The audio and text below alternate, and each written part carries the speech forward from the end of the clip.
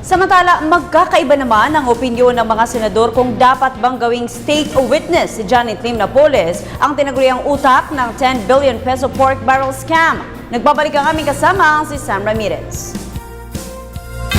Ngayong kumanta na si Janet Lim Napoles, tinaguri ang pork barrel scam queen, pangamba ng publiko na maabswelto na lang siya mula sa mga kasong kinakaharap niya kapag naaproba ang hiling ng kanilang kampo na gawin siyang state witness.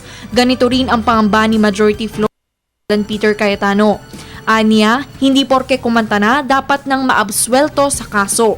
Dagdag pa dito, lumalabas din kasi na isa si Napoles sa mga maituturing na most guilty sa pork barrel scam. At this point in time, it appears that Ms. Napoles with the 3 senators are the most guilty.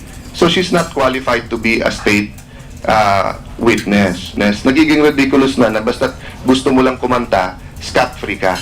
Bukas naman si Senator Antonio Trillanes sa posibilidad na maging state witness si Napoles, ngunit dapat may bago siyang detalyeng maiaambag sa kaso. I am open to that possibility, pero provided na marinig ko siya, marinig nating lahat at makumbinsi tayo na yung testimony niya ay talagang importante sa interest ng Estado. Sa huli, ang ombudsman pa rin ang tama at nararapat na ahensyang makakapagsabi kung maaari nga bang maging state witness si Napoles. Magkakaiba man ang pulso sa Senado pagdating sa usapin kung dapat bang gawing state witness si Napoles, nagkakaisa naman sa iisang bagay.